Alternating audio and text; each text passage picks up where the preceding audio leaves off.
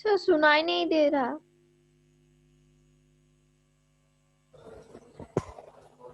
अभी सुनाई दे रहा? Yes sir.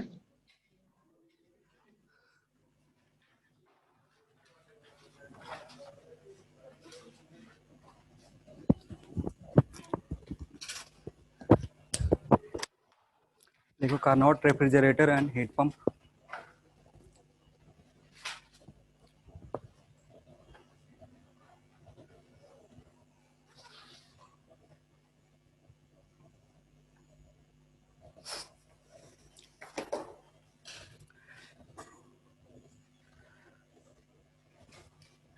हीट इंजन से रिवर्स प्रोसेस होता है इसका। इसमें वर्क इनपुट देते हैं, हीट लोअर टेम्परेचर से हायर टेम्परेचर पे फ्लो होता है।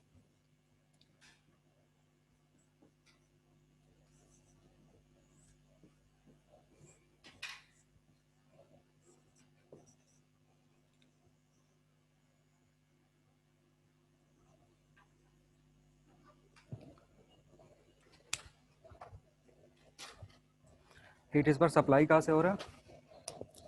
लोअर टेम्परेचर से। जा कहाँ पे रहा? रिजेक्ट हो रहा है हायर टेम्परेचर पे।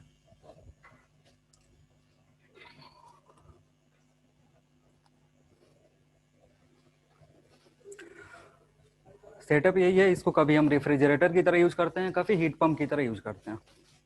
ठीक है, अब देखो, यहां से अगर इस लोअर टेम्परेचर से हीट को एक्सट्रैक्ट कर रहे हो, लोअर टेम्परेचर से क्या कर रहे हैं?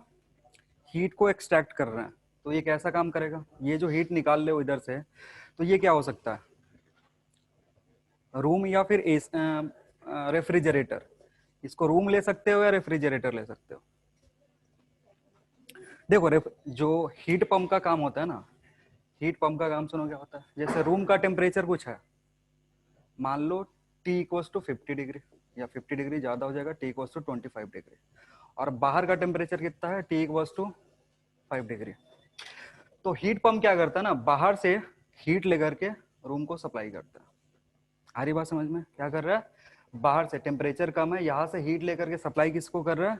हायर टेम्परेचर को कर रहा है। रेफ्रिजरेटर में क्या होता है? रेफ्रिजरेटर में जो जो भी तुम्हारा रेफ्रिजरेटर का डब्बा है, उसमें टेम्परेचर कितना होता है? About -5 degree Celsius. ठीक है, यहां से हीट निकाल करके किसको भेजते हैं? रूम को। रूम कितना पे होगा? 25 डिग्री सेल्सियस पे। यानी दोनों में हो क्या रहा है? दोनों में क्या कर रहे हैं? हीट लोअर से हायर पे, इधर भी लोअर से हायर पे जा रहा है। तो यहाँ पर भी सेम प्रोसेस हो रहा है। हमने वर्क इनपुट करा, लोअर टेम्परेचर से हीट सप्लाई हो रहा है किसको? हायर टेम्परेचर पे। ठीक है, तो लिखना COP of COP COP of heat pump और रेफ्रिजरेटर।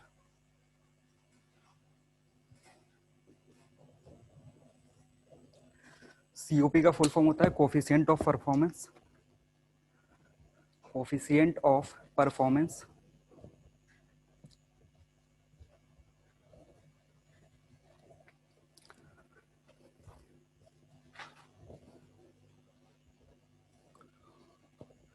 कोफिशिएंट ऑफ परफॉर्मेंस लिखना। It is defined as it is defined as it is defined as a ratio of ratio of heating effect ratio of heating effect ratio of heating effect to work input.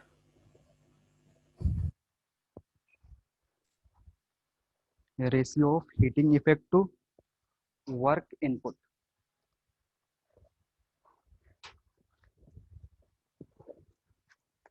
देखना। COP of heat pump is given as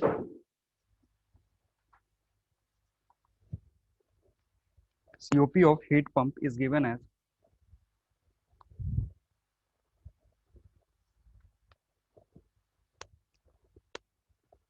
COP of heat pump is given as QR divided by W.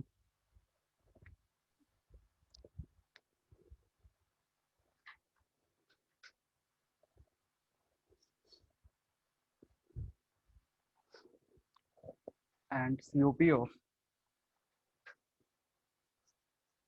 refrigerator is given as QS by W.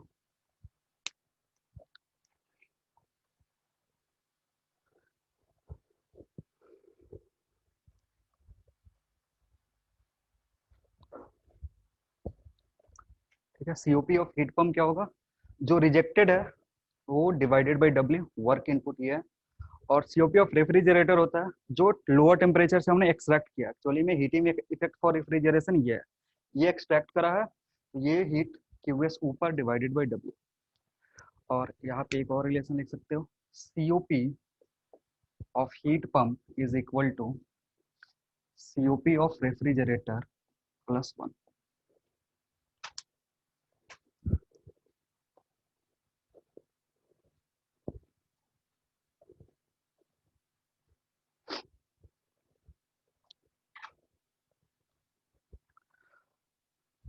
देखो कैसे है, ये जो W है ना, W क्या लिख सकते हो, W can be written as या W plus QS is equal to QR, लिख सकते हो। तो W क्या हो जाएगा, QR माइनस QS, इसको उठा करके यहाँ पुट कर सकते हो, इसको उठा करके यहाँ पुट कर सकते हो। तो COP heat pump is equal to QR divided by QR minus QS। COP refrigerator will be equal to QS divided by QR minus QS। This minus this करोगे तो कितना हो जाएगा, COP heat pump minus COP refrigerator 1 के बराबर होगा। ये minus था इधर, तो इधर ले जाकर के प्लस कर दिया।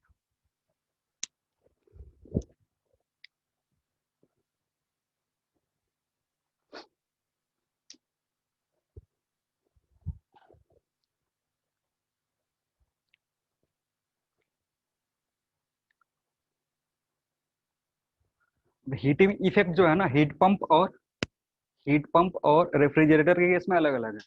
रेफ्रिजरेटर के केस में हीटिंग इफेक्ट क्या हो रहा है, जो चैम्बर से हम हीट निकालना है वो, जो चैम्बर से हीट निकालना है, चैम्बर से हीट कितना निकालना है, QS। इसलिए रेफ्रिजरेशन में का जो COP है उसमें क्या है, QS बाई W। और हीट पंप के केस में क्या होता है, जो हम बाहर ट्रांसफर करते हैं, मतलब जो एटमॉस्फेयर को ट्रांसफर करते हैं रूम से निकाल के, तो रूम से कितना निकलेगा, QR निकलेगा। जो हीट एटमॉस्फेयर को ट्रांसफर होगा ना वो QR होगा, क्योंकि यही हायर टेम्परेचर पे जा रहा है। तो QR, COP heat pump QR by W, फिर इन दोनों को ऐड करोगे तो COP is equal, COP of heat pump is equal to COP of refrigerant plus 1। ठीक, यहाँ से एक और रिलेशन आ सकता है अगर कंपेयर करना। चलो, ये COP जो है 1 से ज्यादा होता है या कम होता है, COP 1 से ज्यादा होगा या कम होगा, ज्यादा कम। चलो देखो, ये जो QR लिखा है ना, QR को क्या लिखे, QR माइनस QS, कम है। ये जो वैल्यू होगा ना, ये QR से तो कम ही होगा, तो ये ग्रेटर देन 1 होगा, होगा। और रेफ्रिजरेशन के लिए, रेफ्रिजरेशन के लिए कम होगा या ज्यादा होगा, कम होगा। हम्म, COP जनरली 1 से ज्यादा होता है, तो लिख लो COP is greater than, note में ऐसे लिख सकते हो, COP इज ग्रेटर देन और इक्वल टू 1।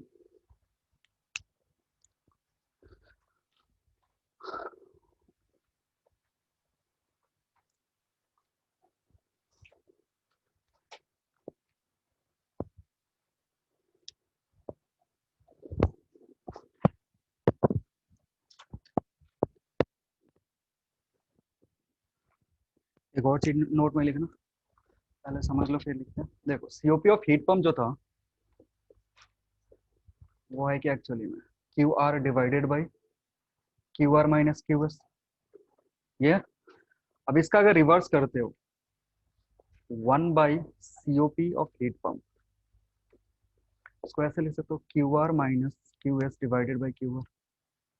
ठीक, इसको 1 माइनस QS बाई QR। और अगर टेम्परेचर से कंपेयर करोगे तो 1 माइनस TL बाई TH। ऐसे लिख सकते हो। देखो, इसको रिवर्स करोगे तो ये टर्म आया, Q R divided by Q R 1 हो गया, minus Q S divided by Q. Q S जो था ना, वो कब कब का हीट सप्लाई था, लोअर टेम्परेचर से। तो लोअर टेम्परेचर, क्यू आर कब का था, हाइयर टेम्परेचर पे, तो टी एच। अब ये ध्यान से देखोगे ना, तो इसको कार्नोट एफिशिएंसी बोलते हैं।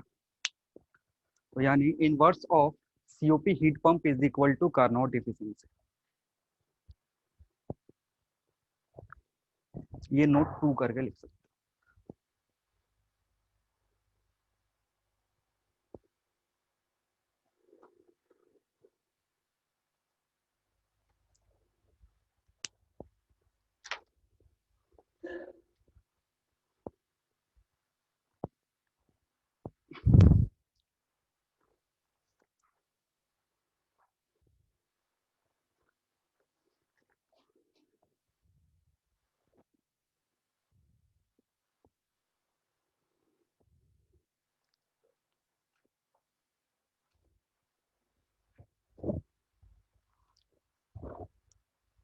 हो गया। और थर्मोडायनामिक्स इसी के साथ समाप्त हो गया। सवाल लिखो।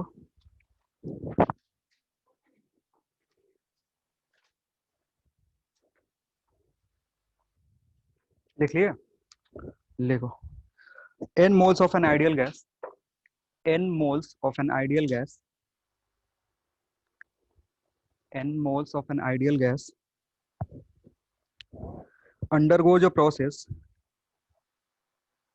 n moles of an ideal gas undergoes a process from A to B as shown in figure, undergoes a process from A to B as shown in figure, as shown in figure. The maximum temperature, the maximum temperature of gas, the maximum temperature of gas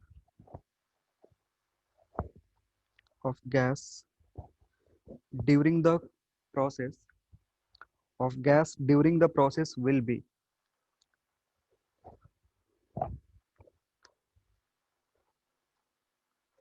maximum, the maximum temperature of the gas during the process will be.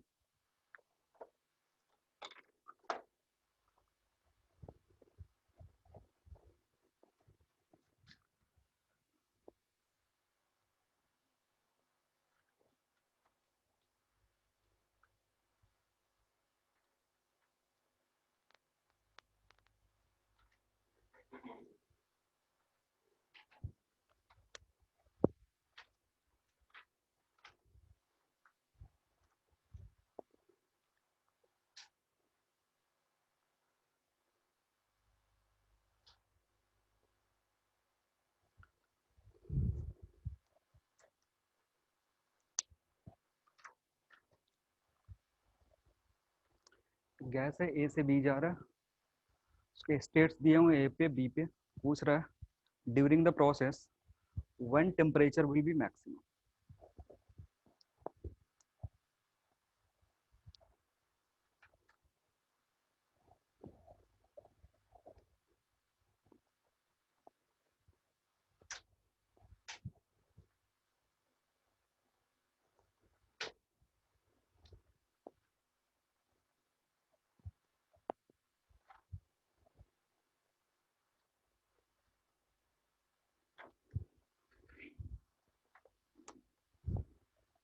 Option भी दिए गए हैं इसके, 9 P0 V0 divided by 4 NR, number 2 is 9 P0 V0 2 NR, number 3 है 3 P0 V0,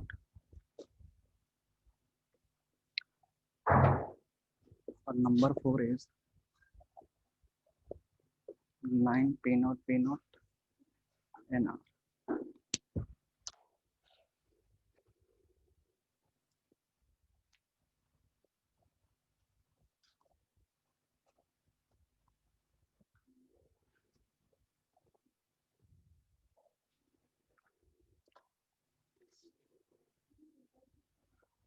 maximum temperature कितना होगा वो पूछ रहा है।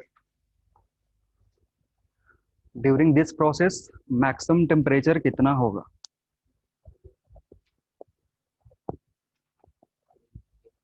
हम्म। नहीं ये तो यार कार्नोट साइकिल ये खत्म हो गया, ये अलग चीज है। तो उससे रिलेटेड क्यों होगा, उससे रिलेटेड अभी करवाएंगे। अच्छा लग रहा है जो टॉपिक पढ़ा है उसी से रिलेटेड है। नहीं नहीं नहीं नहीं, ये तो अलग प्रोसेस एक। अरे सर पहला कार्नोट वाला। साइकिल है, ये एक सिंगल प्रोसेस है ए टू बी। साइक्लिक के लिए यूज करोगे ना वो सारी चीजें, करवाएंगे अभी उस पे सवाल। अच्छा मतलब लग रहा है कि जो टॉपिक पढ़ा है उसी पे सवाल लिए हैं। नहीं, उस पे आएगा। सर पहला वाला आंसर है सर। क्या। पहला वाला sir 9 T0 V0/4 19 in R। Not. चलो ठीक है देखते हैं। देखो इसको करने का ना दो मेथड है। इसको दो मेथड से कर सकते हो। एक मेथड जो है वो मतलब क्या है, जैसे बेसिक जैसे फॉलो करोगे। ठीक है देखो यहाँ हो क्या रहा है ना, कि तुमको कैलकुलेट क्या करना है, टी मैक्सिमम कब होगा वो कैलकुलेट करना है। ये गैस एक प्रोसेस जा रहा है, तो PV equals to N R T हमें पता हो। टी को मैक्सिमाइज करना है, तो इसका मतलब पी मैक्सिमम होना चाहिए, वी मैक्सिमम होना चाहिए, डिवाइडेड बाई, या इसको ऐसे लिख सकते हो पी इंटू वी मैक्सिमम होना चाहिए डिवाइडेड बाई एन आर। समझो क्या था ना, पीवी इक्वल्स टू एनआरटी है हमारे पास। टी को मैक्सिमाइज करना है, टी को मैक्सिमाइज करने का मतलब है कि P naught P into V का जो प्रोडक्ट होना चाहिए वो मैक्सिमम होना चाहिए। अगर इन दोनों का प्रोडक्ट मैक्सिमम हो जाए, एन तो कांस्टेंट है ना और आर क्या है, ये भी कांस्टेंट है, इससे कोई इफेक्ट ही नहीं पड़ रहा। तो अगर ये पता कर लो कि पी नॉट वी, ये पी इंटू वी मैक्सिमम कब होगा, तो वहां पे टेम्परेचर तुम्हारा मैक्सिमम हो जाएगा। आ रही बात समझ में। तो इसको सॉल्व करने का नॉर्मल टेक्निक, मतलब जैसे बाई थ्योरी चलोगे, तो बाई थ्योरी कहने का मतलब है यहाँ से तुम पहले इस लाइन का इक्वेशन निकालना पड़ेगा। क्या करना पड़ेगा, प्रोसेस इक्वेशन पता करना पड़ेगा। प्रोसेस इक्वेशन पता कैसे करेंगे, ये जो स्ट्रेट लाइन है ना इसका इक्वेशन निकाल लो। स्ट्रेट लाइन का इक्वेशन निकालने आता है। निकाल पाओगे। तो स्ट्रेट स्ट्रेट लाइन का इक्वेशन निकालेंगे, फिर पी इंटू वी को मैक्सिमाइज करेंगे, और वहां से जो रिजल्ट आएगा वही आंसर होगा।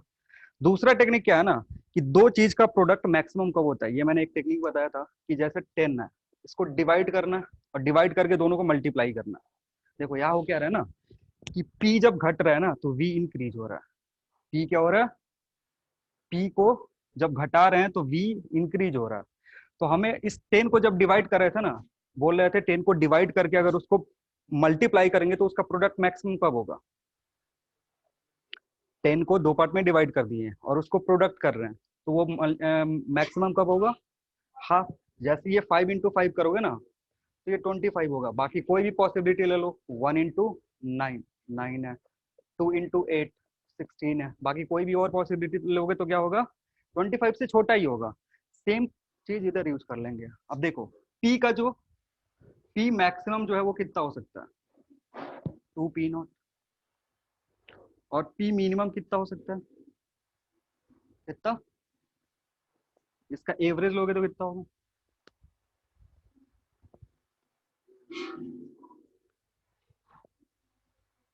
3 पी नॉट बाई 2। सिमिलरली अगर वॉल्यूम के लिए देखोगे तो वी मिनिमम कितना, V minimum V naught, V maximum कितना, 2 वी नॉट। इसका भी अगर वी एवरेज लोगे, वी एवरेज कितना आएगा, 3 वी नॉट बाई 2। तो ये जो देखो हो क्या रहा है ना, जब पी मैक्सिमम है तो वी मिनिमम, जब पी मिनिमम तो वी मैक्सिमम। तो मैक्सिम इन दोनों का प्रोडक्ट कब मैक्सिमम होगा, जब ये अपने हाफ पे होगा और ये अपने हाफ पे होगा। तो ये नीचे से आना शुरू करेगा, ये इधर से इंक्रीज हो रहा है। इस पॉइंट पे कहीं टेम्परेचर ज्यादा होगा और इस पॉइंट पे वैल्यू कितना होगा प्रेशर का, इतना, वॉल्यूम का इतना, दोनों को मल्टीप्लाई कर दोगे, that will give maximum temperature. तो जो पहला ऑप्शन था वो सही है।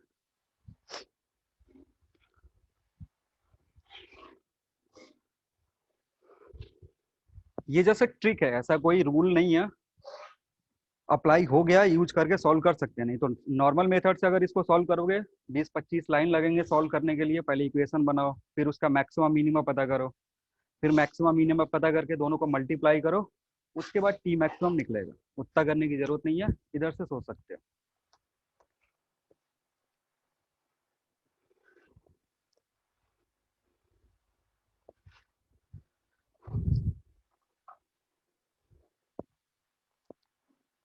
सर सेम और एक क्वेश्चन लीजिए ना सर।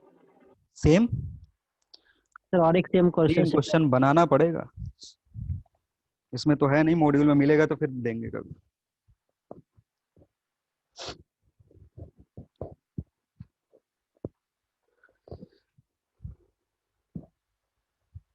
जेई मेंस का सवाल था ये, जेई मेंस 2016।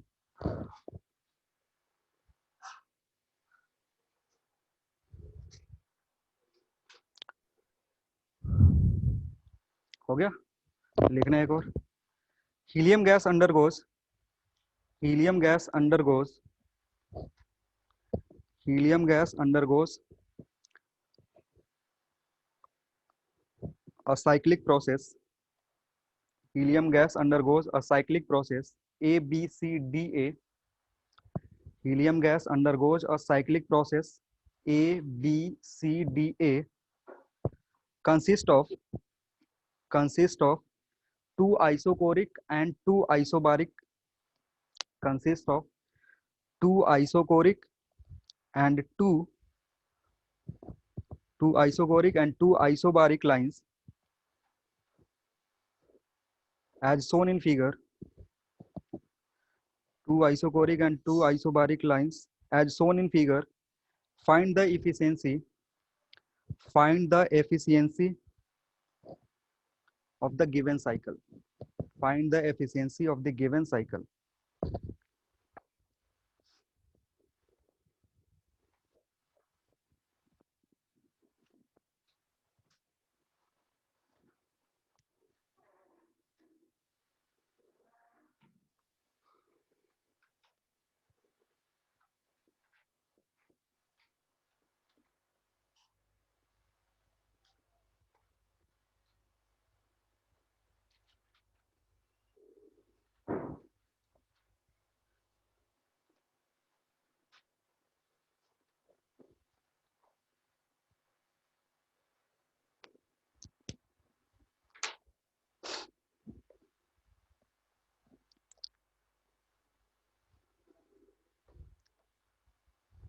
कार्नोट साइकिल है ये, कार्नोट है।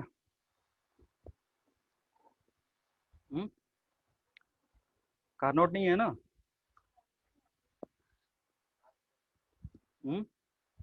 कार्नोट नहीं है, क्योंकि कार्नोट साइकिल अगर पीबी पे प्लॉट करोगे तो आइसोथर्मल और आइसो, हाँ, एडियाबेटिक होता है। और इसमें आइसोबारिक और आइसोकोरिक प्रोसेस है।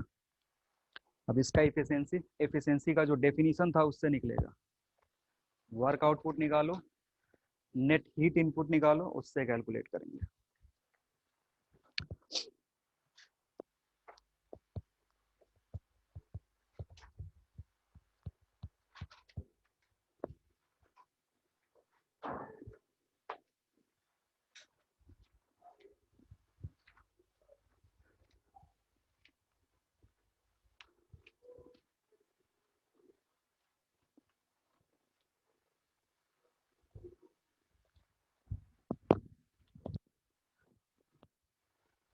वर्क इनपुट कितना होगा वो तो आराम से निकाल सकते हो ना। इस प्रोसेस में वर्क इनपुट कितना होगा वो तो निकाल सकते हो, सॉरी वर्क आउटपुट, क्योंकि ये क्लॉकवाइज डायरेक्शन में है, क्लॉकवाइज डायरेक्शन से वर्क आउटपुट आएगा, तो वर्क आउटपुट तो निकाल सकते हो easily. Area under the curve निकालना है तुमको, क्या है, हीट सप्लाई कितना हो रहा है, वो कितना हीट सप्लाई हो रहा है थ्रू आउट द प्रोसेस, वो कैलकुलेट करना है।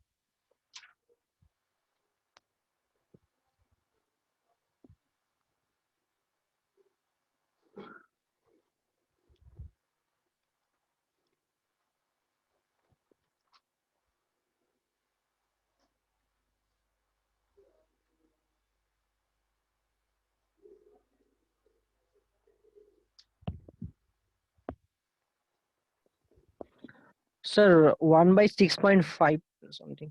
वन, क्या बोल रहे हो, वन वन बाई बाई 6.5। 6.5? ये सर इसको सर कन्वर्ट करो, कन्वर्ट करके देखो कितना आ रहा है, पहले परसेंटेज में बताओ।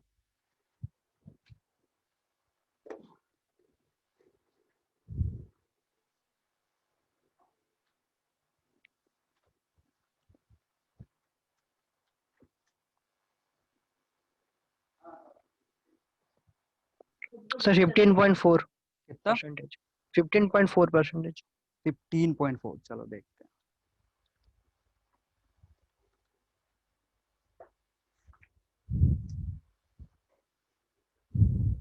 हीट सप्लाइड निकाले, कौन कौन से प्रोसेस में हीट सप्लाई हो रहा है, पहले चेक करो कौन कौन से प्रोसेस में हीट सप्लाई हो रहा है।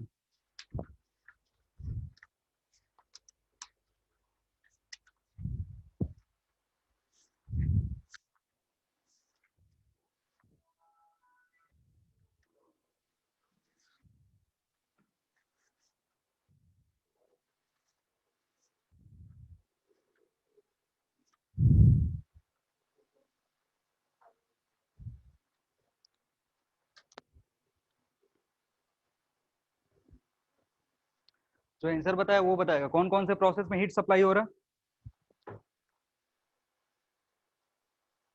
है। किसने बोला आंसर, किसने बताया था?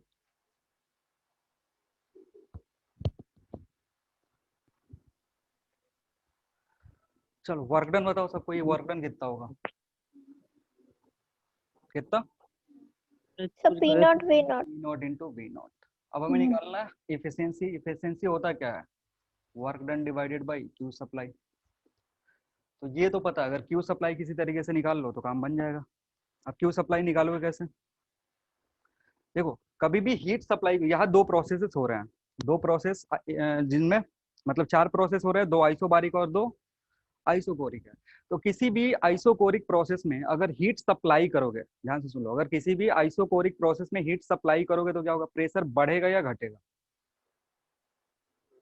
सोचो क्या है। आइसोकोरिक प्रोसेस है, मतलब वॉल्यूम क्या कर दिया तुमने, फिक्स कर दिया। अगर इसको हीट सप्लाई कर रहे हो तो इसके अंदर जो गैस है उसका प्रेशर बढ़ेगा या घटेगा, बढ़ेगा। तो पता करो इसमें कहाँ प्रेशर बढ़ रहा है, कहाँ बढ़ रहा है,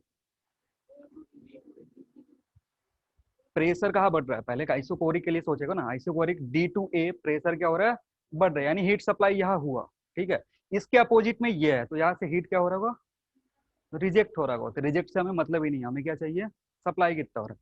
तो एक यहाँ सप्लाई होगा, दूसरा प्रोसेस क्या है, आइसोबारिक है। तो अगर कोई आइसोबारिक प्रोसेस है उसमें हीट सप्लाई करोगे तो वॉल्यूम इंक्रीज होगा कि डिक्रीज होगा, कोई भी आइसोबारिक प्रोसेस है अगर उसमें हीट सप्लाई कर रहे हो तो वॉल्यूम क्या होगा, इंक्रीज या डिक्रीज, इंक्रीज। देखो किधर इंक्रीज हो रहा है, ए टू बी, यहाँ क्या हो रहा है, इंक्रीज हो रहा है। तो यहाँ इस प्रोसेस में भी सप्लाई हो रहा है। तो दो प्रोसेस यहाँ पे ऐसा है जिसमें हीट क्या हो रहा है, सप्लाई हो रहा है। बाकी के इन दोनों में क्या हो रहा होगा, रिजेक्ट हो रहा होगा। तो इन दोनों, इसमें कितना हीट सप्लाई हुआ, इसमें कितना हीट सप्लाई हुआ, कैलकुलेट करेंगे फिर ऐड कर देंगे। आ रही बात समझ में, अरे Q is equal to NCV delta T, Q equal to NCP delta T. क्या पूछते हो, एक कांस्टेंट प्रोसेस, एक कांस्टेंट प्रेशर है, कांस्टेंट वॉल्यूम है। तो जब कांस्टेंट वॉल्यूम होगा तो CV यूज करेंगे, और जब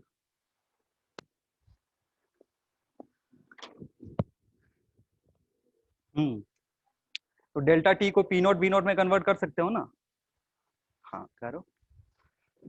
चलो फॉर प्रोसेस D2A, D2A ध्यान से देखो, ये आइसोबारिक है। तो इसमें जो Q होगा ना, that will B NCV delta T, या इसको ऐसे लिख दो TA माइनस TT, ऐसे लिख सकते हो, ठीक है ना।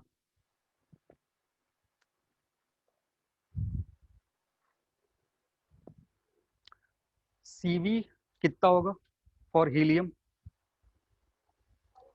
हीलियम के लिए CV कितना होगा, 5 होगा ना।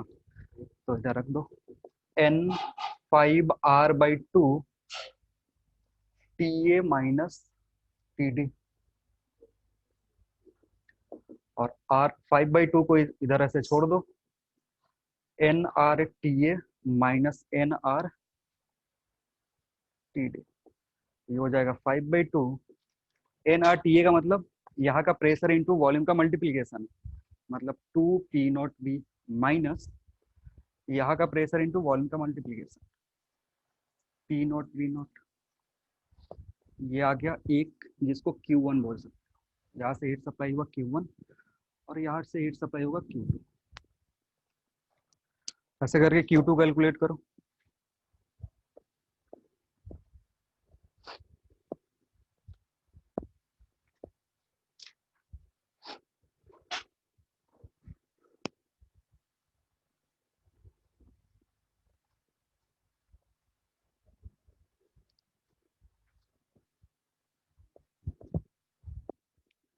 चलो Q2 कैलकुलेट कर रहे हैं।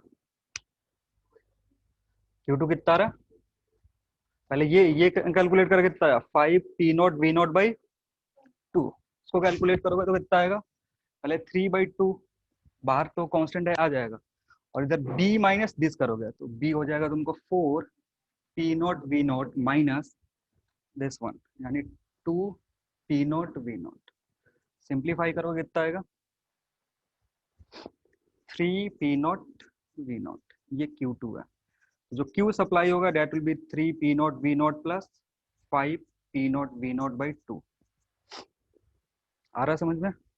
सो 11 P0 V0/2। ये क्या है तुम्हारा आंसर? कितना है? 2/11। चलो तो जब यहाँ से वर्क डन निकालोगे, work done will be how much? P0 V0 divided by 11 P0। हाँ बोल, कौन सा? ये अच्छा P इधर 7/2, तो इसको चेंज कर लेना। कितना होगा? क्या बोल रहे हो? हीलियम डाइएटोमिक है, हीलियम मोनो है। हाँ तो इसको 7 कर देना, ये हो जाएगा 7। तो इधर होगा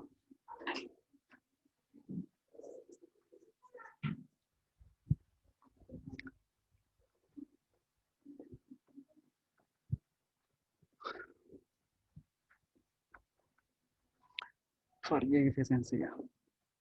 और एफिशिएंसी परसेंटेज निकालोगे तो इस 200 डिवाइडेड बाई 19। क्या 100 से मल्टीप्लाई एफिशिएंसी, वो उसको उसमें कैलकुलेट करने के लिए, मतलब सर परसेंटेज में Q2 को भी तो सिंप्लीफाई करना था ना, Q2 सर। क्या क्या क्या? Q2 को भी तो सिंप्लीफाई करना था सर, वहाँ पे तो सर 1/, Q2 को करे तो सिंप्लीफाई 7/2 होगा। ये 4 - 2 2 बचा, 2 2 कैंसिल आउट होगा ना।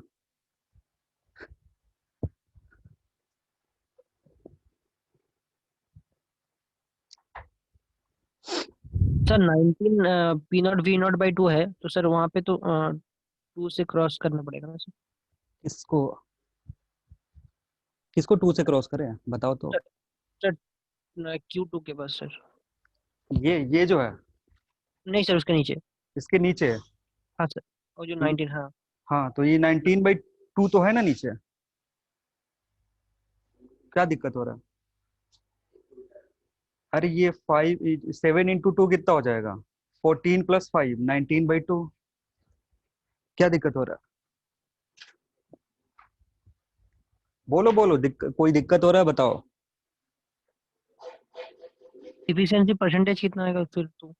एफिशिएंसी परसेंटेज इसको सिंप्लीफाई कर लो, 19 10 पॉइंट समथिंग आएगा, 10.5 आ रहा है। नहीं सर, कुछ गलत है। कुछ गलत है? देखो क्या गलत है।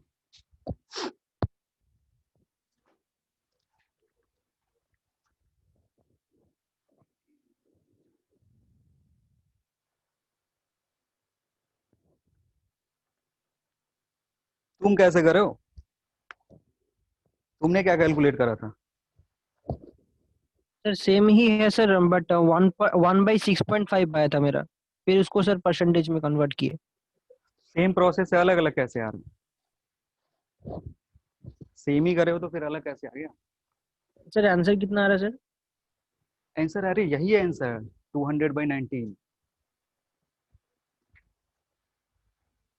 2/19 में 100 से मल्टीप्लाई कर दिए, सिंप्लीफाई करो कितना आ रहा है? 10.5 समथिंग, 10.5 के आसपास आ रहा है।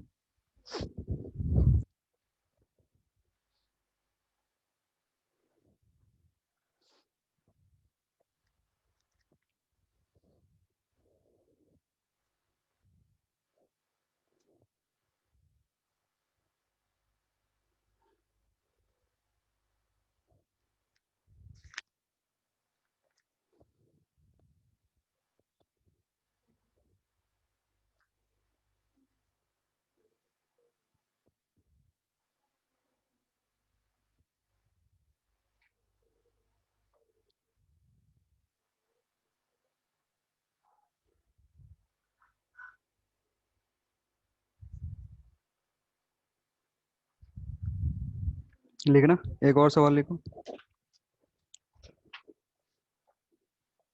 if in the above problem if in the above problem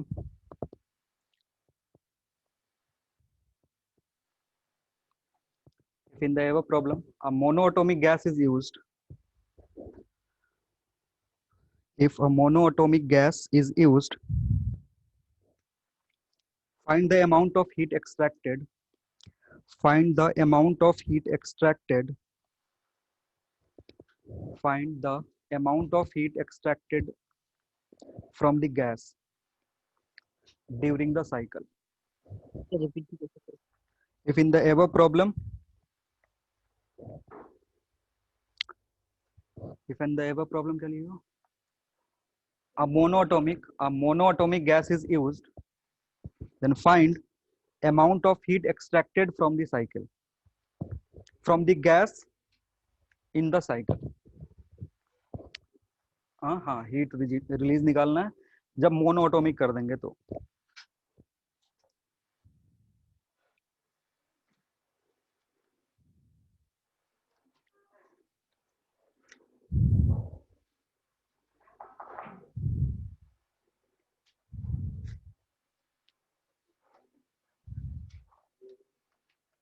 अपना अपना करो, बातें नहीं।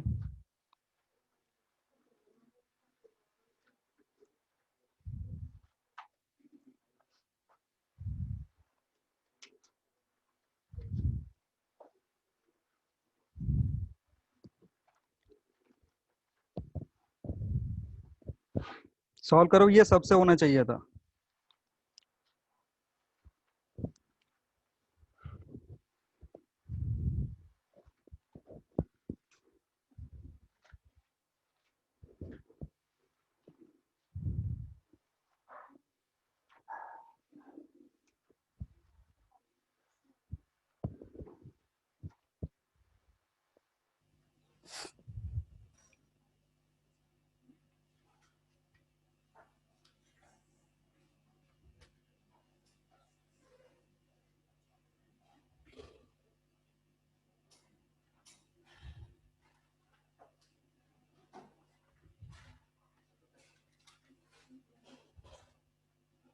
Sir, 6.5 P naught V naught. 6.5 P not V not.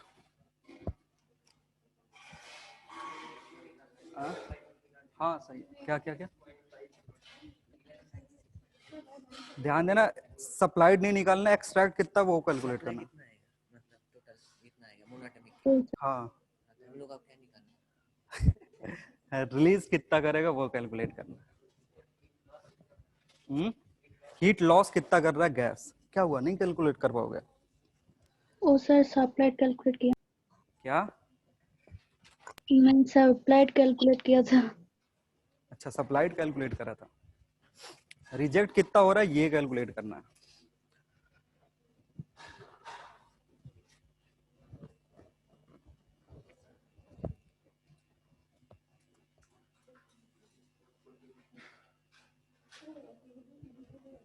अरे हीलियम पहले ये बताओ, मोनो है या डाई है? मोनो है ना? अरे सब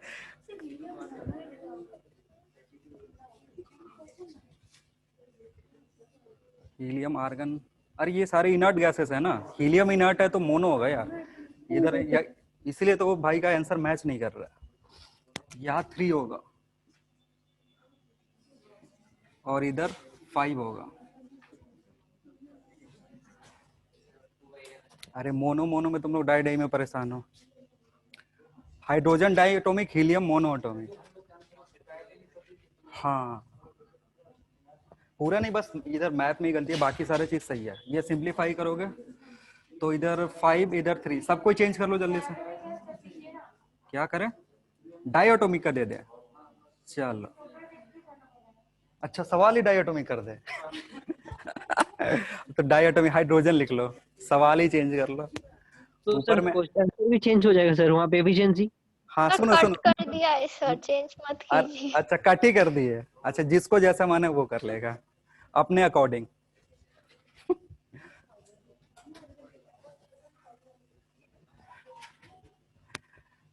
कितना बार पूछे हीलियम क्या है, हीलियम क्या है, कोई मोनो कोई डाई, मोनो डाई चल रहा है। हीलियम मोनोएटॉमिक है क्योंकि इनर्ट गैस है वो। सबसे लास्ट तो में आता है ना इसमें पीरियोडिक efficiency टेबल भी के। change होगा इधर ही तो देखो, या इधर। चलो वो जो तुम बता रहे थे ना वो सही है, क्योंकि जब सिंप्लीफाई करोगे ना इधर, तो अब कितना हो जाएगा ये 11। -11 कैसे आ सकता है? माइनस जिसका आंसर है कौन से दूसरे वाले सवाल का, दूसरे वाले का माइनस नहीं आएगा ना, माइनस रिप्रेजेंट क्या करेगा, हीट रिजेक्ट हो रहा है। सही है, जिसने -11/2 कैलकुलेट करा है ना उसका सही है, क्योंकि उसका मतलब ये है कि हीट क्या हो रहा है, रिजेक्ट हो रहा है from the gas to the surrounding. Sir वो दूसरे वाले पे B2C वहां पे Q1 0 होगा ना सर? Q1 का ही 0 नहीं होगा, Q1 कहाँ 0 होगा? जब भी सुन लो, अरे हल्ला नहीं, देखो इधर, जब भी आइसोबारिक और आइसोकोरिक प्रोसेस होगा ना, तो या तो Q रिजेक्ट होगा या तो Q सप्लाई होगा, Q 0 नहीं होगा। अगर कोई साइकिल दिया है जिसमें आइसोबारिक प्रोसेस और आइसोकोरिक प्रोसेसेस है, तो ऐसा कोई भी प्रोसेस नहीं होगा जिसमें Q 0 होगा। Q कहीं ना कहीं आ ही रहा होगा, या तो रिजेक्ट होगा या फिर सप्लाई होगा। तो हमें वही पता करना होता है कहाँ सप्लाई हो रहा है और कहाँ रिजेक्ट हो रहा है। तो जहां भी वॉल्यूम और प्रेशर इंक्रीज करेगा वहां पे हीट सप्लाई होगा, जहां पे वॉल्यूम और प्रेशर डिक्रीज होगा वहां से रिजेक्ट होगा। आ रही है बात समझ में? हमेशा कार्नोट साइकिल वाला रट के नहीं रखेंगे, क्योंकि कभी कभी पूछ देता है। ये जो सवाल है ना, ये 2 बार पूछा हुआ है अलग अलग जगह पे। ये भी ट्रिपल ई का सवाल था, AI ट्रिपल ई का।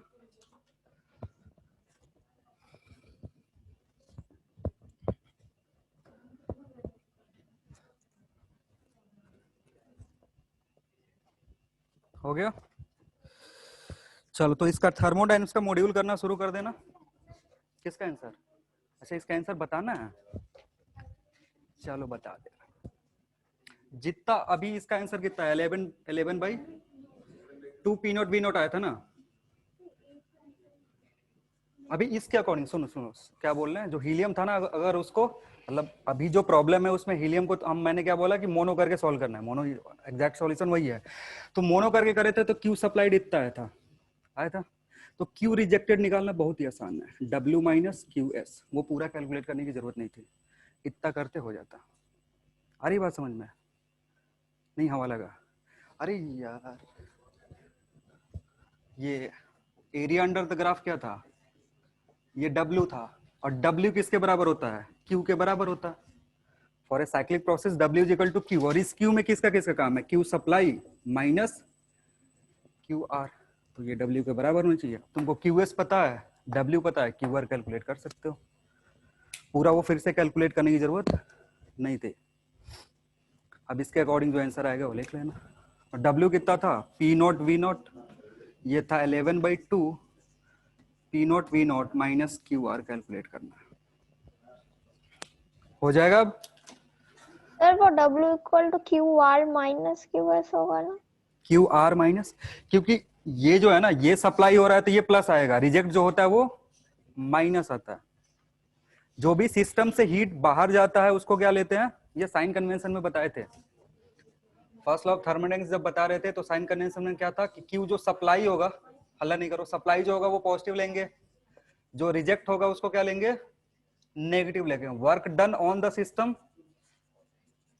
पॉजिटिव और work done by the system negative. तो उसके हेल्प से ये लिख रहे हैं, QS को प्लस QR को माइनस। ठीक है,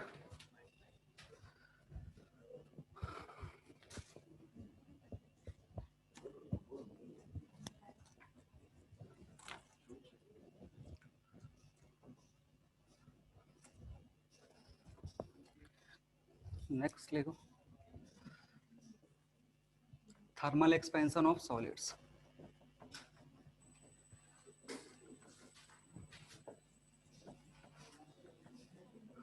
थर्मोडायनेमिक्स खत्म हो गया, अब थर्मल एक्सपेंशन पढ़ रहे हैं। चैप्टर ही है thermal expansion of solids. Chapter नहीं है, बस NCERT देखोगे तो उसमें एक टॉपिक है, लेकिन CP को मॉड्यूल में एक पूरा चैप्टर है।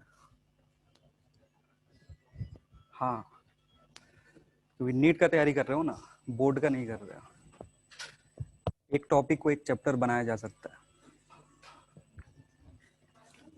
थर्मल एक्सपेंशन ऑफ सॉलिड्स क्या है?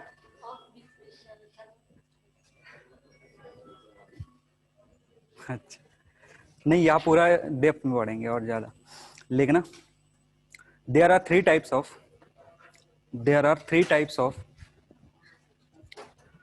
expansion.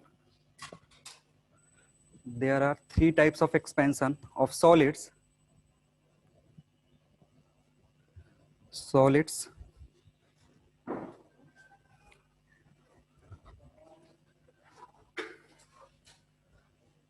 Due to increase in temperature.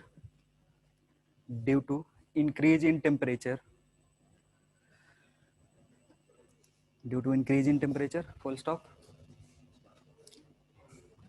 Depending on geometry,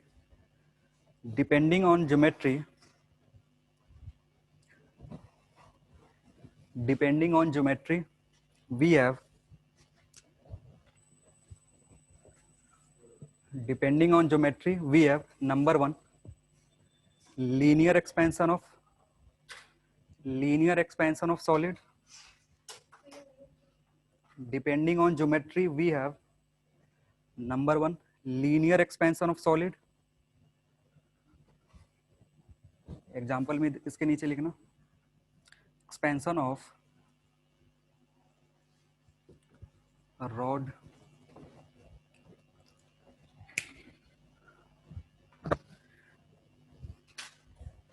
number two, जितने भी 1D फिगर होंगे ना उसमें लीनियर एक्सपेंशन होता है, लेंथ चेंज होता है, ठीक है।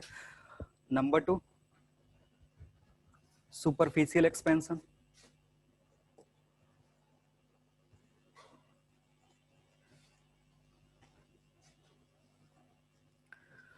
सुपरफिशियल एक्सपेंशन ऑफ सॉलिड, या इसको सरफेस एक्सपेंशन भी बोलते हैं।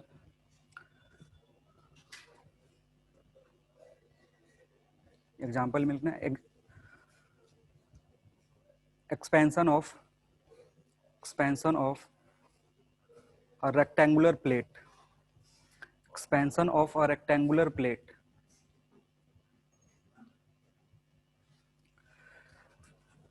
जब किसी प्लेट को हीट करोगे तो उसका लेंथ भी चेंज होगा और विड्थ भी चेंज होगा, उसके चलते उसका जो एरिया है वो चेंज होगा। तो उस कैटेगरी में सुपरफिशियल एक्सपेंशन आता है, या सरफेस एक्सपेंशन, या फिर एरियल एक्सपेंशन।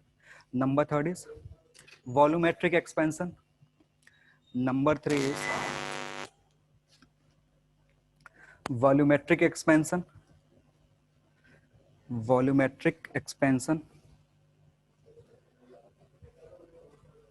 इसके नीचे एग्जांपल लिखना, एक्सपेंशन ऑफ क्यूब और क्यूबॉइड। एक्सपेंशन ऑफ क्यूब और क्यूबॉइड।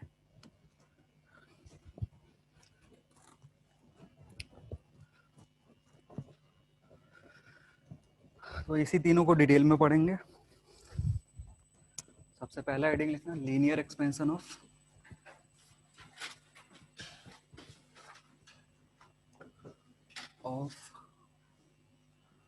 a rod।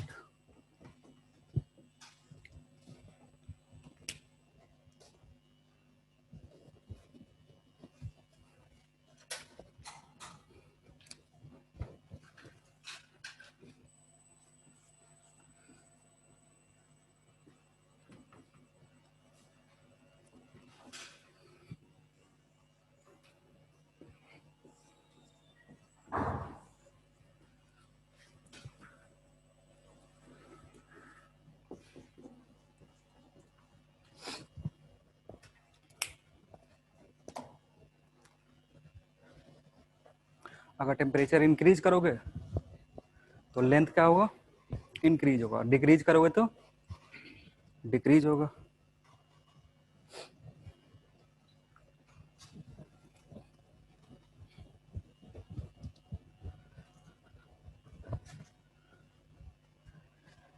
L2 जो है वो रॉड का नेचुरल लेंथ है या एक्सटेंडेड लेंथ है? डिपेंड करता है किसके रेस्पेक्ट में। अगर L2 जो है ना T1 के रेस्पेक्ट में देखोगे तो एक्सटेंडेड लेंथ है, but at temperature T2 it is normal length. हरी बात समझ में क्या बोल रहा हूँ? अगर ये L2 कंपेयर करने को बोला है कि पूछ दिया कि L2 नॉर्मल लेंथ है या एक्सटेंडेड लेंथ है, तो टेम्परेचर के रेस्पेक्ट में बताएंगे। T2 के रेस्पेक्ट में अगर देखोगे तो ये नॉर्मल लेंथ है, क्योंकि टेम्परेचर बढ़ाओगे तो डिस्टेंस बढ़ेगा पार्टिकल के बीच में, रॉड का लेंथ इंक्रीज हो गया, ये नॉर्मल लेंथ है। लेकिन अगर T1 के रेस्पेक्ट में देखोगे तो ये क्या है? एक्सटेंडेड लेंथ है। क्लियर? नेक्स्ट, तो इसमें लिखना, लिखो fractional change in length, fractional change in length, fractional change in length, fractional change in length is directly proportional to, fractional change in length is directly proportional to, is directly proportional to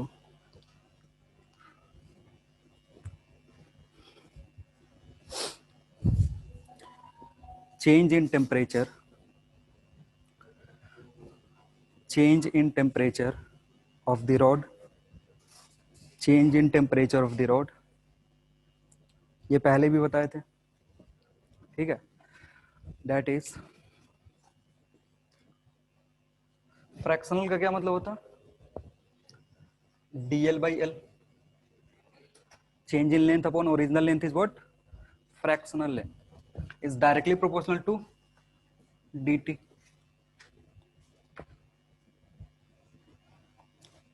और अगर इस sign of proportionality को हटाओगे तो एक constant लाना पड़ेगा, and that constant dl/l is equal to alpha dt। ये बताए हैं एक बार जब थर्मल स्ट्रेस पढ़ा रहे थे तो वहां पे बताए हैं।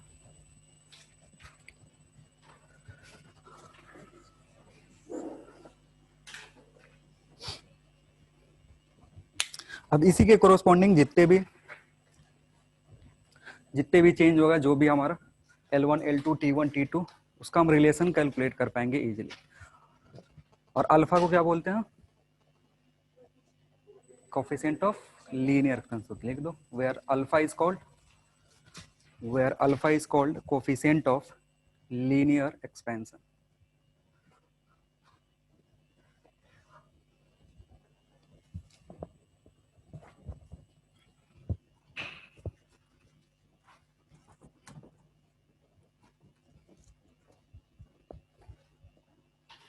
तो देखो ये तो स्मॉल चेंज है ना, ये जो भी चेंज है हमने क्या लिया है? स्मॉल चेंज लिया। अगर लार्ज चेंजेस हो रहे हैं तो क्या करना पड़ेगा?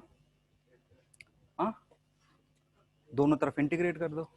अगर डीएल को डेल्टा एल में चेंज करना होता है तो क्या करते हैं?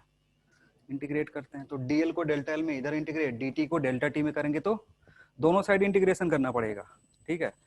तो लिखना integrating both side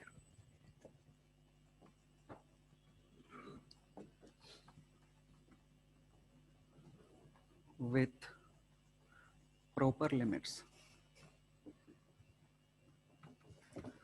limit use करोगे तो कांस्टेंट नहीं आएगा, सो इधर होगा dl/l इंटीग्रेशन अल्फा dt। तो जब टेम्परेचर T1 था तो लेंथ कितना था? L1, और जब टेम्परेचर T2 हो गया तो लेंथ कितना था? L2। यही प्रॉपर लिमिट है, जिस टेम्परेचर पे जितना लेंथ है उसके कोरोस्पॉन्डिंग रख देंगे और इंटीग्रेट कर देंगे। dl/l का इंटीग्रेशन कितना होगा? कितना होगा? Natural log of natural log of L, L1 से L2, और इधर क्या आएगा? Alpha T2 minus T1।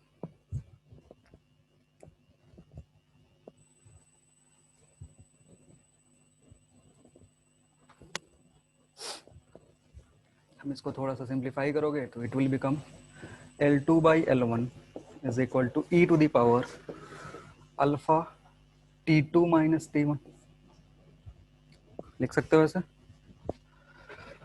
ये L1 पुट करेंगे, L2 पुट करेंगे तो ये नेचुरल लॉग ऑफ L2/L1 हो जाएगा। फिर e को इधर ले जाएंगे, एंटी लॉग लेंगे, तो e to the power alpha T2 minus T1।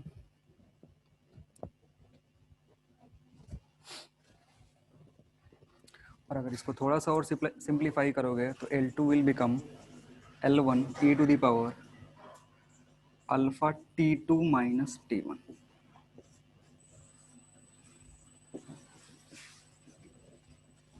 देखे हो कभी ये? हाँ, ये वाला इक्वेशन नहीं देखे हो? ये इसलिए नहीं देखे हो क्योंकि तुम लोग जो देखते हो मॉडिफाइड इक्वेशन होता है। तुम लोग जो इक्वेशन देखते हो क्या होता है? मॉडिफाइड इक्वेशन होता है। तुम लोग ये वाली इक्वेशन देखे हो, L2 equals to L1 1 plus alpha T2 minus T1। ये वाली इक्वेशन देखे हो, ठीक है ना? तो ये इस इक्वेशन का मॉडिफिकेशन है। आ रही बात समझ में? जब इसको ई को एक्सपेंड करेंगे ना और हायर ऑर्डर टर्म्स को नेग्लेक्ट करेंगे, ध्यान से सुन लो, जब ई को एक्सपेंड करेंगे और हायर ऑर्डर टर्म को क्या करेंगे? नेग्लेक्ट करेंगे, तो ये आएगा। ठीक है, ये हमेशा वैलिड होता है, ऑलवेज वैलिड। और ये वैलिड तभी होता है, valid when alpha T2 minus T1 is very very smaller than 1।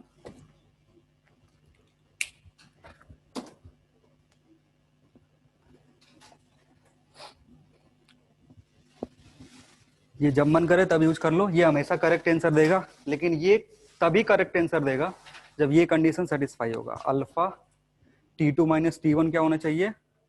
1 से छोटा होना चाहिए। ठीक है, अल्फा के यूनिट क्या होगा? यूनिट बताए थे अल्फा का, क्या होगा? अल्फा का यूनिट यहां से सोच लो फिर या इधर से सोच लो। पर सेकेंड, अरे वो टाइम नहीं टेम्परेचर है, पर डिग्री सेल्सियस। हाँ लिख लो, unit unit of alpha is per degree Celsius या पर केल्विन।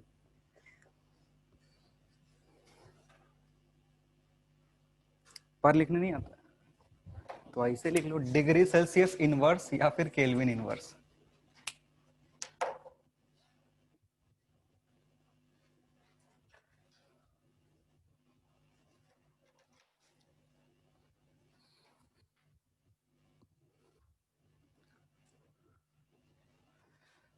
एक सवाल इस पे करवाते हैं।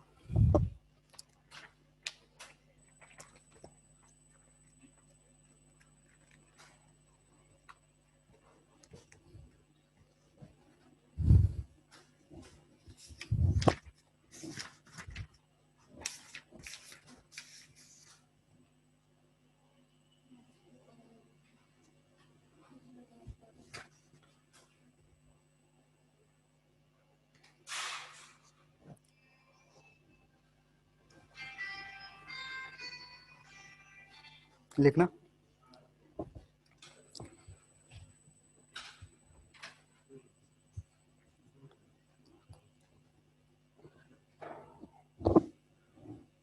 इस टाइप का कोई सवाल ही नहीं है क्या?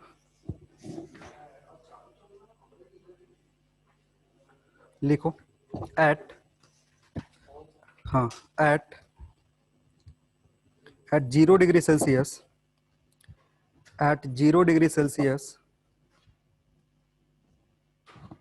at 0 degree Celsius, length of a rod is 1 meter. At 0 sir एक बार degree, रिपीट कीजिए। at 0 degree Celsius, length of rod is 1 meter. Is 1 meter. Find temperature. Find temperature at which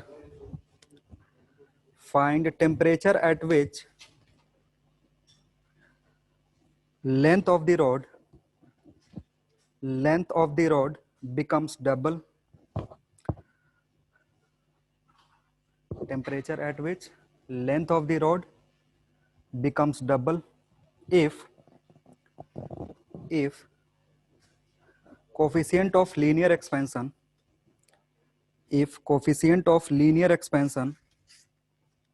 is 0.00, expansion is 0.0001, पर degree Celsius 0.0001।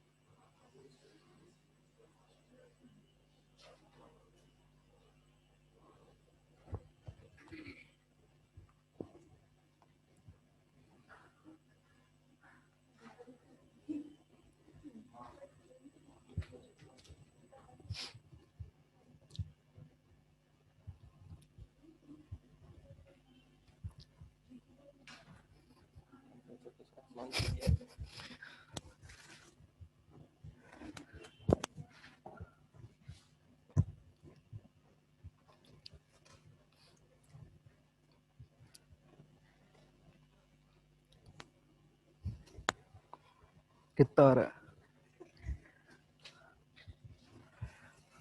देखो answer से मतलब नहीं है, इन दोनों formula में यूज कौन सा करे हो, ये यूज करो या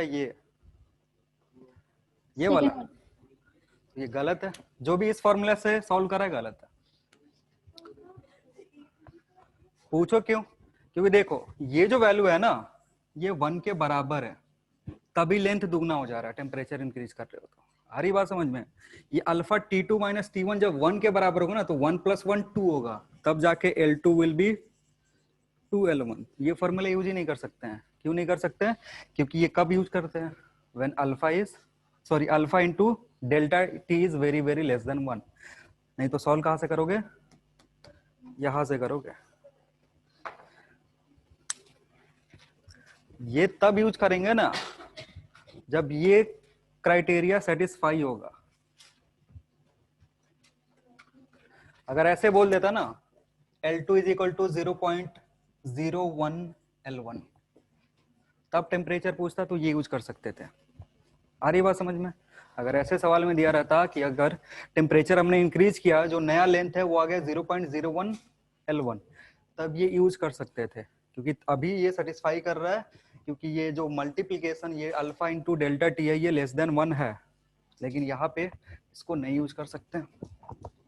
तो फिर कहाँ चलेंगे, जो ओरिजिनल फॉर्मूला यहाँ पे कह रहा है कि L2 L1 e to the power alpha T2 minus T1 ये यूज करना है, तो ये 2L है, देखिए L e to the power 0.001 या 0001 T2।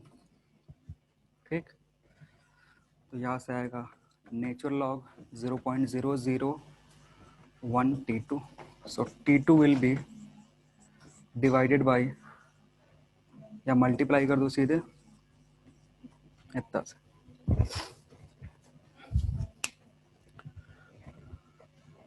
समथिंग आएगा 6930 डिग्री सेल्सियस। ज्यादा है लेकिन उससे परेशान नहीं होना। आइडिया यह था कि सवाल में कौन सा यूज करेंगे, ये फॉर्मूला यूज करेंगे या उधर यूज करेंगे। अगर 0.5 भी इंक्रीज करता तो, अगर बोलता कि 100 ये 1.5 से इंक्रीज कर गया, तब क्या करते हैं? मतलब पिछले वाले में 2 टाइम्स हुआ था और अभी 1.5 टाइम्स करता, तो कौन सा यूज करते हैं? यही करते हैं। आ रही बात समझ में? जब तक 10% से सुन लो ध्यान से, अगर जो चेंज है ना वो 10% से कम होगा तो दूसरा वाला फॉर्मूला यूज करेंगे, और ज्यादा होगा तो कौन सा यूज करेंगे? इधर से। क्लियर है? जब भी चेंज अगर 10% से कम का हो तभी अप्रोक्सीमेटेड फॉर्मूला यूज करते हैं, नहीं तो जनरली जो हमारा एक्चुअल फॉर्मूला है जो हमेशा वैलिड है वो यूज करते हैं। आंसर में लार्ज डिफरेंस आएगा। पहले अगर पिछले वाले मेथड से सॉल्व करोगे तो ये आंसर होगा, और अगर नए वाले मेथड से सॉल्व करोगे तो ये वाला आंसर होगा।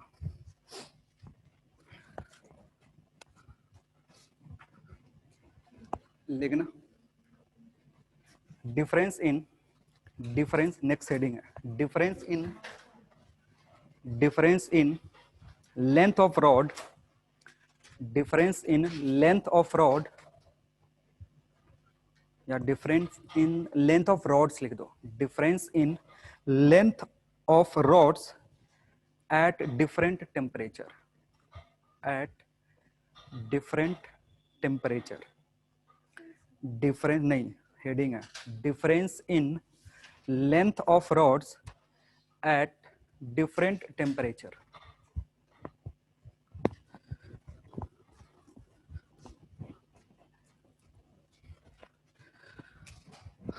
देखो हमारे पास दो रॉड है, एक का लेंथ है L1 और एक का लेंथ है L2। टेम्परेचर जो है वो T1 है दोनों का। हमारी बात समझ में क्या करें, दो रॉड लिए हैं, एक का लेंथ L1 दूसरे का लेंथ L2, टेम्परेचर कितना है T1। तो अभी इनका डिफरेंस निकालोगे, डेल्टा L या S से ही लिखो, S इज इक्वल टू कितना होगा L2 माइनस L1। ये क्या है, difference in length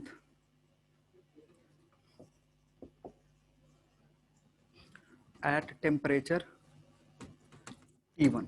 T1 temperature पे हमने देखा जो चेंज है या जो डिफरेंस है लेंथ का वो कितने का है, ये वैल्यू, इसका थर्मल कोफिशिएंट अल्फा 1 और इसका अल्फा 2 है। जैसे ही टेम्परेचर इंक्रीज करोगे इसका लेंथ बढ़ेगा, टेम्परेचर अगर इंक्रीज कर रहे हो तो ये लेंथ बढ़ेगा, साथ ही साथ ये भी बढ़ेगा। तो डिफरेंस के साथ क्या होगा, डिफरेंस बढ़ेगा या घटेगा, सेम ही रहेगा।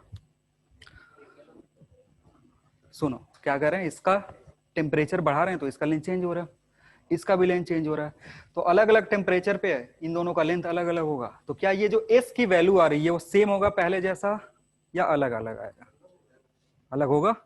तो सेम कब होगा, उसी का क्राइटेरिया डेवलप करने जा रहे हैं कि टेम्परेचर बढ़ाते हैं फिर भी ये जो लेंथ है ना, डिफरेंस इन लेंथ अगर ये कांस्टेंट रह रहा है तो क्या कंडीशन होगा। ठीक है, तो लिखना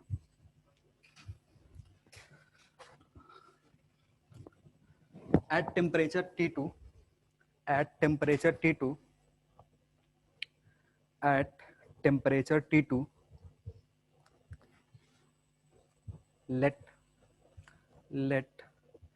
length of rod L या length of rod 1 लिख दो, हाँ, let length of rod 1 is L dash या L1 dash, और L1 dash जो होगा that will be L1 1 plus alpha 1 T2 minus T1 होगा। टेम्परेचर T2 पे लेंथ कितना है L1 डैश है, जो कितना होगा L1 into 1 plus alpha into temperature difference, and length of rod and length of rod 2 is L2 dash, और L2 dash की जो वैल्यू होगी that will be L2 1 plus alpha 2 T2 minus T1।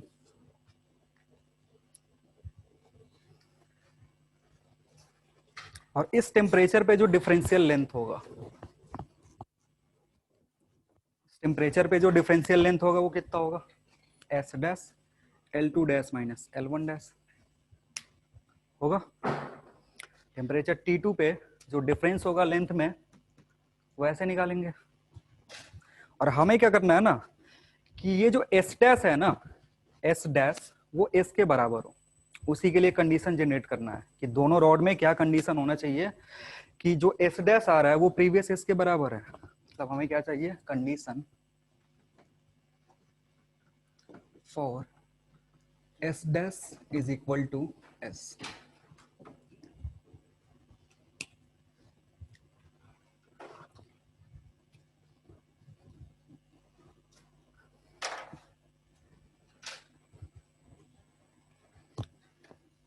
Put करो, simplify करो,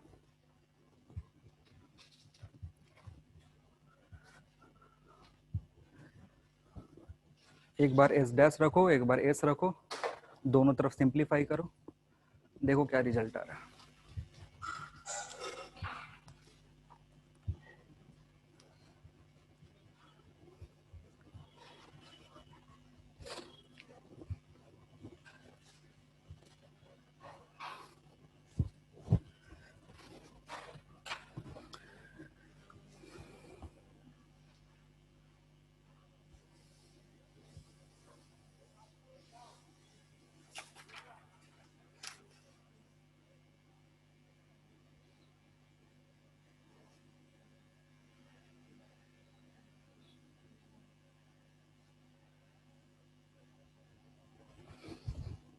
ज्यादा calculation है।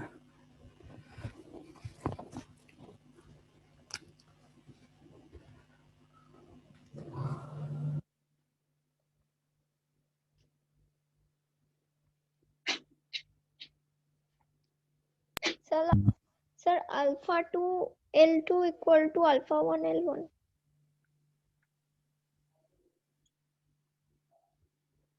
ये आ रहा है, बाकी लोग भी करेंगे। उल्टा आ रहा है क्या, ऐसे आ रहा है? क्या शुरू हो गया? नो सर उल्टा नहीं आ रहा।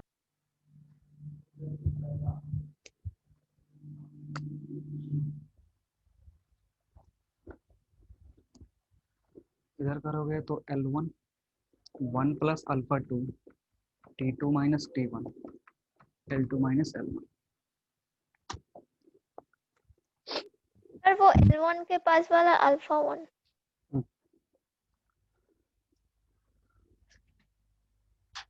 L2 प्लस L2 अल्फा 2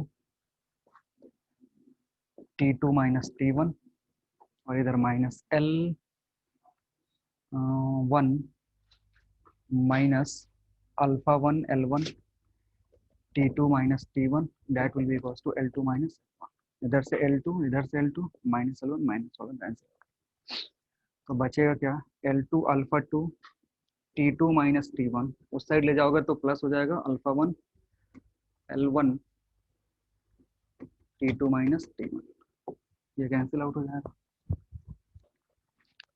जो फाइनल रिजल्ट आएगा that will be alpha 2 L2 equals to alpha 1 L1। अगर ऐसा कंडीशन आ रहा है तो जो डिफरेंशियल लेंथ होगा वो इंडिपेंडेंट होगा ऑफ टेम्परेचर। ठीक है, तो लिखना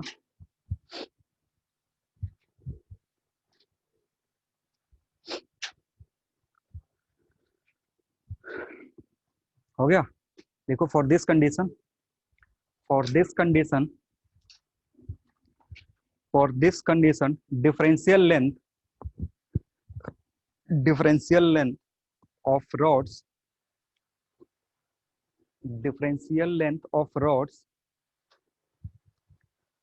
will be independent of temperature.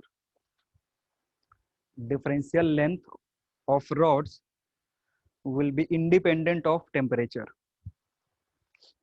10 degree Celsius पे देखो, 20 पे देखो, कहीं भी देखोगे, अगर ये कंडीशन सेटिस्फाई हो रहा है तो जो एस की वैल्यू होगी दैट विल रिमेन कांस्टेंट। ठीक है ना, और अगर ऐसा नहीं हो रहा है, ये कंडीशन सेटिस्फाई नहीं हो रहा है तो अलग अलग टेम्परेचर पे अलग अलग डिफरेंशियल लेंथ आएगा।